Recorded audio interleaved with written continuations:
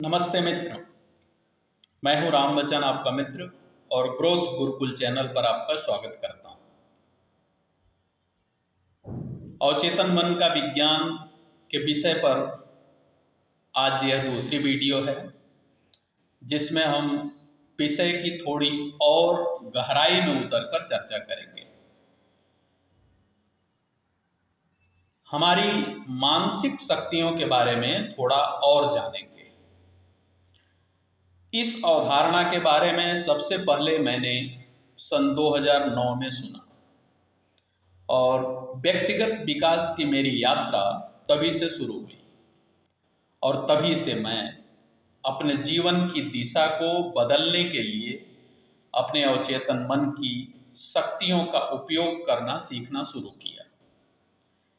इस विषय का गहन अध्ययन किया और इसके उपयोग से अपने जीवन को कुछ हद तक आज ऊंचा उठाने में कामयाब हो पाया।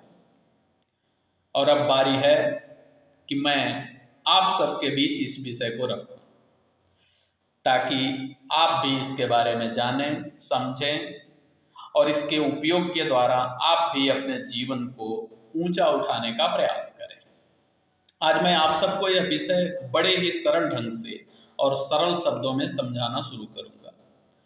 वैसे तो इसके अनेकों पहलू हैं जिनके बारे में बहुत सारे वीडियो बनेंगे और इसीलिए मैं संकल्पित होकर यह वीडियो सीरीज बना रहा हूं, ताकि इसका एक भी पहलू छूटे ना। आज के वीडियो में मैं इसके कुछ 10 पहलुओं के बारे में चर्चा करूंगा, तो आइए इसके एक एक पहलू पर गौर कीजिए। पहले मन को समझते हैं। हमारे मन के महत्वपूर्ण 2 आयाम हैं, एक चेतन और दूसरा अवचेतन। चेतन हमारे उस ज्ञान का वास्तविक रूप है जो बचपन से लेकर अब तक हमने सीखा है, और इसके लिए हम सभी ने अपने अपने ज्ञानेंद्रियों एवं कर्मेंद्रियों का इस्तेमाल किया है। हमने सबसे पहले अपने कानों से शब्द सुने, दूसरे अपने त्वचा से स्पर्श का ज्ञान लिया, तीसरे हमने अपनी आंखों से अपने माँ का रूप देखा, चौथा हमने मुख से दुग्ध पान करके रस का ज्ञान लिया, पांचवा नाकों से सूंघ सूंघ कर चीजों को उनके सुगंध के साथ पहचानना सीखा, और इसी क्रम में आगे इनके विकसित हो जाने के बाद हमने जानना शुरू किया कि कैसे हमारे माँ बाप हमें कर्म इंद्रियों का इस्तेमाल करना सिखा रहे हैं, और फिर खुद भी बार बार दोहराते एवं अभ्यास करते हुए इनका सही इस्तेमाल करना हमने सीखा है कि नहीं, है ना? नहीं तो आप में से यदि कोई पहले दिन से खुद से ही यह सब करना सीख लिया हो तो कृपया बताएं। हम सब ने अपने कर्मेंद्रियों का सही इस्तेमाल करना सीखने में बरसों लगाया है, और उन ज्ञान इंद्रियों और कर्म इंद्रियों के बारे में जानने के लिए तो हमें और भी कई साल लग गए। बाद में हम स्कूल गए और गिनती से लेकर पहाड़े, अक्षरों से लेकर शब्द बनाना भी, ये सब सीखने में हमने सालों खर्च किए। इसके बाद हम सीखते रहे, लेकिन हम सब ने सिर्फ यह सीखने पर जोर दिया कि खुद के लिए और अपने परिवार के लिए गुजर और बसर का इंतजाम कर सके। बस हम सब मिलकर इसी तरह से अपने पेट और परिवार का पेट पालने तक ही अपने ज्ञान की सीमा तय कर डाली। हम इसी प्रकार के समाज का निर्माण करते जा रहे हैं और पीढ़ी दर पीढ़ी लगभग यही सब कुछ होता जा रहा है, और यही है हमारे चेतन मन का संपूर्ण तंत्र। हमने इससे आगे कुछ सीखना जरूरी ही नहीं समझा, और हम सब ने खुद को सिर्फ शरीर ही समझा, और सिर्फ शरीर की आपूर्ति मात्र की विद्या हमने सीखी, जबकि हम सब खुद को आत्मा और ईश्वर को परमात्मा बोलते भरे हैं। यह एक विडंबना है कि हमने अपने पूर्वजों के बारे में कहानियां तो खूब पढ़ी, लेकिन उन कहानियों से जो रहस्य हमें सीखना था वो हमने नहीं सीखा, और बाद में सत्संगत में भी बहुत समय दिया, लेकिन उस पर भी सीख पर अमल नहीं किया, और यह क्रम हर दिन चलता रहा। लेकिन फिर भी कोई बदलाव नहीं। दरअसल हम सब जब तक खुद को जान नहीं लेते, समझ नहीं लेते, तब तक हमारे लिए हमारे पिता परमात्मा ने जो साधन और संसाधन दिए हैं, उन सब का उपयोग सही ढंग से नहीं कर पाएंगे। मित्रों, दरअसल पिता परमात्मा ने हमें वो सब कुछ दिया है जो उनके पास था या है। ठीक उसी प्रकार से जैसे हमारे समाज के एक पिता अपने पुत्रों को देता है, लेकिन हम हैं कि परमात्मा पिता को तो हम अपना पिता आधे मन से मान लेते रहे, लेकिन उन्होंने जो अपनी रचनात्मकता हमें दिया है हमारे अवचेतन मन के रूप में, उस बारे में हमने खुद कुछ सीखा ही नहीं, समझा ही नहीं। मित्रों, हमारा अवचेतन मन हमारे अंदर ही इनबिल्ड वह ईश्वरीय शक्ति है जिसमें किसी भी चीज की रचना करने की शक्ति है। आप कह सकते हैं कि ईश्वर खुद ही आप में अवचेतन रूप में या रचना शक्ति के रूप में बैठा हुआ है। दूसरे तरीके से यदि इस बात को समझने का प्रयास करें तो जब परमात्मा ने सबसे पहले खुद से कहा कि एको अहम बहुश्यामा, अर्थात मैं एक से अनेक हो जाऊं, तो इस सृष्टि की रचना प्रारंभ हुई। ठीक उसी तरह हम और आप भी तो दिन रात वही कर रहे हैं, एको अहम बहुश्यामा, और हर दिन एक से अनेक होते जा रहे हैं, है कि नहीं? है ना? तो जब बात बच्चे पैदा करना जरूरी भी ना हो तो भी खुद को अहम ब्रह्मास्मि में सिद्ध करते हैं, लेकिन बात जब खुद के अंदर छिपी हुई अन्य ईश्वरीय रचनात्मक शक्ति को जानने और पहचानने की हो तो दूरी क्यों है? अब जरूरी है कि हम अपने अवचेतन मन को कंप्यूटर की तरह इनपुट और आउटपुट वाला टूल मानकर चले कि हम जैसा इनपुट डालेंगे वैसा ही आउटपुट हमें मिलेगा।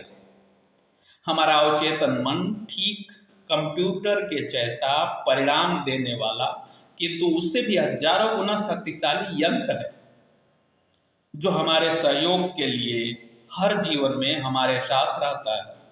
यह केवल सोचने या निर्णय लेने के बारे में नहीं है, यह आपकी भावनाओं, विश्वासों और साथ ही आप अपने आसपास की दुनिया को कैसे अनुभव करते हैं इसके लिए भी जिम्मेदार है। अब आप इसके दूसरे पहलू को आसानी से समझ पाएंगे, और वह यह है कि हमारा अवचेतन मन एक बगीचे की तरह है। जिस तरह हम अपने साधारण बगीचे या खेत की जमीन में जिस भी बीज को बोते हैं हमें उसी का फल मिलता है। जैसे आम का पेड़ लगाते हैं तो उस पर आम के फल ही उगते हैं, है कि नहीं? है ना? ठीक उसी तरह से जब हम अपने अवचेतन मन रूपी बगीचे में सकारात्मक विचार के बीज बोएंगे तो हमें सकारात्मक परिणाम मिलेंगे, और ठीक इसके उलट जब हम नकारात्मक विचार के बीज बोएंगे तो हमें निश्चित ही नकारात्मक परिणाम मिलेंगे। अब साथ ही यह भी बता दूं कि यह विचारों का बीज बोने का मतलब क्या है। दरअसल जब हम थोड़े गंभीर होकर कुछ सोच रहे होते हैं या कुछ कहें कि जब हम किसी तरह की कल्पना कर रहे होते हैं और जब हम किसी एक बात को बार बार दोहरा रहे होते हैं लगातार, तो निश्चित रूप से हम अपने मन रूपी बगीचे में उन विचारों के बीज बो रहे होते हैं। साथ ही यह भी समझ लीजिए कि इस प्रक्रिया में हम जितना ज्यादा जोर या जितना ज्यादा ध्यान दे रहे होते हैं उतना ही जल्दी वह विचार रूपी बीज फल में यानी कि परिणाम में बदल जाता है। अब वे विचार रूपी बीज सकारात्मक हो या नकारात्मक, फल यानी कि परिणाम ठीक उन्हीं के अनुरूप मिलता है। अब जो सकारात्मक विचार और विश्वास हैं वे खूबसूरत फूलों की तरह जो आपके बगीचे को रंगीन और जीवंत बनाते हैं, और ठीक इसके उलट जो नकारात्मक विचार और विश्वास हैं वे खरपतवार की तरह हैं जो अच्छी चीजों को खत्म कर सकते हैं, यानी कि फसल को नुकसान पहुंचा सकते हैं। माइंड पावर या मानसिक शक्ति अथवा अवचेतन मन की शक्ति, आप जो भी चाहो कह लो। दरअसल इसमें हम सबको यह सीखने की जरूरत है कि अधिक सकारात्मक विचारों के बीज को कैसे रोपा जाए और नकारात्मक विचारों को कैसे उखाड़ कर फेंक दिया जाए। समझ गए? अब हम इसके तीसरे पहलू को जानते हैं, और वह है कि हमारे विचार ही हमारी असली वास्तविकता के रचनाकार हैं। इस बात पर विचार करें, यदि आप सोचते हैं कि कुछ अनहोनी होने वाली है तो अक्सर परिणाम विपरीत ही होगा। लेकिन अगर आपको विश्वास है कि आप उस अनहोनी को रोक सकते हैं तो आपके सफल होने की अधिक संभावना है। आपके जीवन में जो कुछ भी घटित हो रहा है उस पर आपके विचारों का बहुत प्रभाव पड़ता है। मन की शक्ति आपको इन विचारों को पहचानने और अपने लाभ के लिए उसमें से सही का चुनाव करने तथा उनका उपयोग करने में मदद करेगी। अब हम बात करेंगे चौथे पहलू की, और वह है आपको सफलता की कल्पना करना सीखना होगा। अपनी आंखें बंद करें और कल्पना करें कि आप उस कार्य में सफल हो रहे हैं जो आप करना चाहते हैं, जैसे किसी परीक्षा में उत्तीर्ण होना या कोई बढ़िया सा प्रस्तुति देना। जब आप ऐसा करते हैं तो आपका मस्तिष्क वास्तव में संबंध बनाना शुरू कर देता है, जो वास्तविक स्थिति सामने आने पर आपको बेहतर प्रदर्शन करने में मदद करता है। यह वास्तव में प्रस्तुति देने के पहले अपने दिमाग में उसे अभ्यास करने जैसा है। आजकल स्पोर्ट्स में, खेलों में हर ट्रेनर इसी विधि का उपयोग करते हुए खिलाड़ियों को ट्रेनिंग देते हैं। खिलाड़ियों को अभ्यास के दौरान यह कहा जाता है कि वे कल्पना करें कि उन्होंने जीत हासिल कर ली है, और खिलाड़ी जब बार बार इस कल्पना वाली प्रक्रिया को दोहराता है तो अंततः वह वास्तविक रूप से खेल में विजयी होता है। अब हम इसके पांचवें पहलू की बात करेंगे, जो लक्ष्य निर्धारित करने की प्रक्रिया है, जिसमें अपने लक्ष्यों को एक मानचित्र के रूप में तैयार करने की जरूरत होती है। अर्थात हमें जो चाहिए या हमें जहां पहुंचना है उसके बारे में हम पहले निश्चित करें। जिस तरह से हम जब कहीं जाने के लिए ट्रेन का टिकट लेने खिड़की पर खड़े होते हैं तो हमें किसी स्टेशन का नाम बोलना पड़ता है, तब जाकर टिकट बाबू हमें उसी के अनुसार पैसा लेकर टिकट देता है।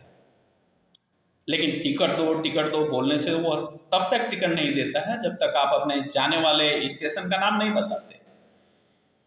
इसे और स्पष्ट रूप से समझाता हूं। जब भी हमें अपने बेटे या बेटी का शादी ब्याह करना होता है तो हम बहुत पहले से ही उसकी योजना बनाते हैं।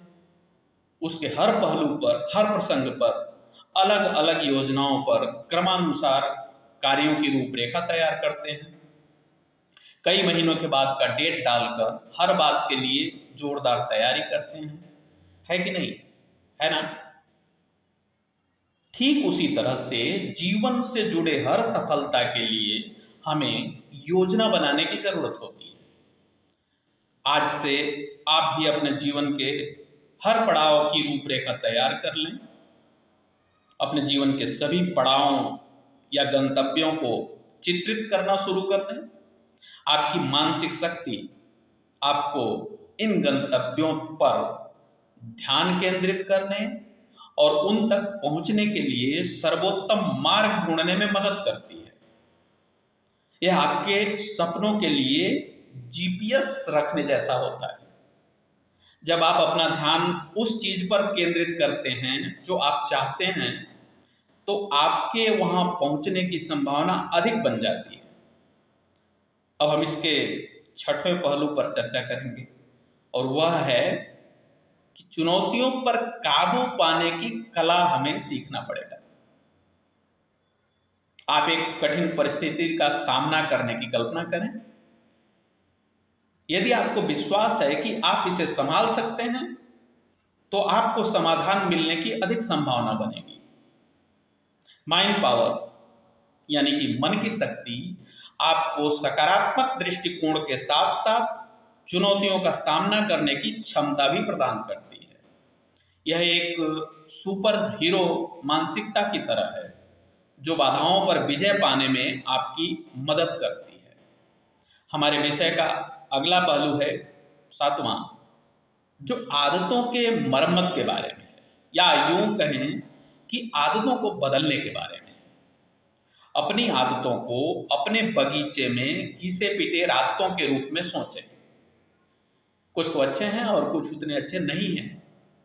माइंड पावर यानी कि मन की शक्ति आपको नए रास्ते बनाने में मदद करती है, जैसे स्वस्थ आदतें बनाना या उन चीज़ों को छोड़ना जो आपके लिए अच्छा नहीं है।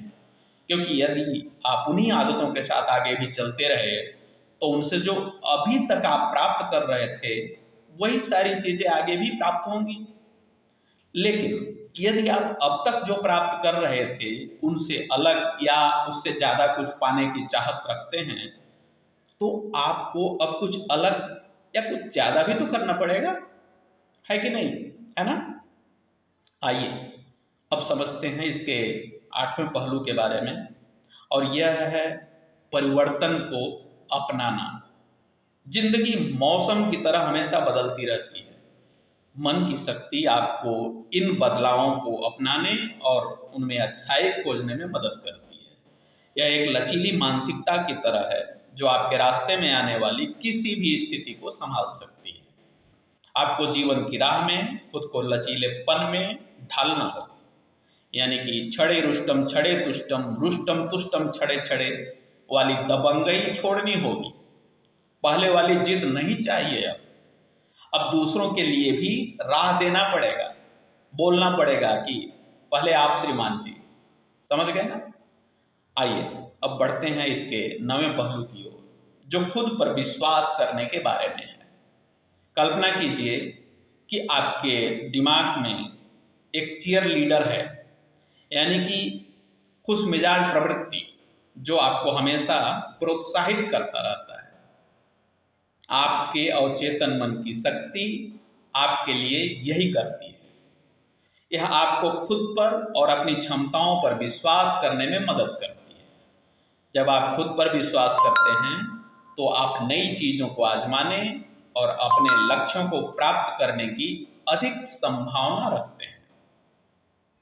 आगे हम इसके 10वें और अंतिम पहलू के बारे में बात करेंगे, जो है कार्यवाही करने के बारे में, यानी कि एक्शन लेने के बारे में। अवचेतन मन की शक्ति कौशल से भरे टूल बॉक्स की तरह है, लेकिन इसे काम करने के लिए आपको उन उपकरणों को उपयोग करने की आवश्यकता है जो कि उस टूल बॉक्स में भरे हुए हैं। इसलिए जब आपके पास कोई लक्ष्य या सपना हो तो उन पर कार्यवाही करने और उसे पूरा करने के लिए अपने सकारात्मक विचारों, कल्पनाओं और खुद पर विश्वास का उपयोग करें। याद रखें, अपनी मानसिक शक्ति को विकसित करना एक यात्रा है।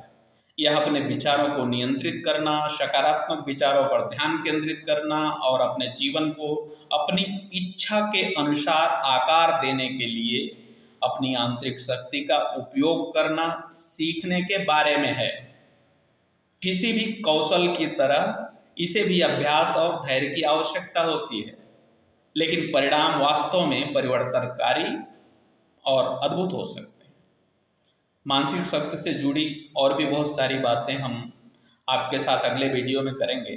तब तक के लिए आपसे विदा की अनुमति चाहूँगा और अंत में आपसे आग्रह करूँगा कि वीडियो को लाइक, शेयर और चैनल को सब्सक्राइब जरूर कीजिए, और साथ ही बेल बटन को भी दबाकर ऑल के लिए ऑन कर दीजिए, ताकि आगे अपलोड होने वाली वीडियो की सूचना सबसे पहले आपको मिले।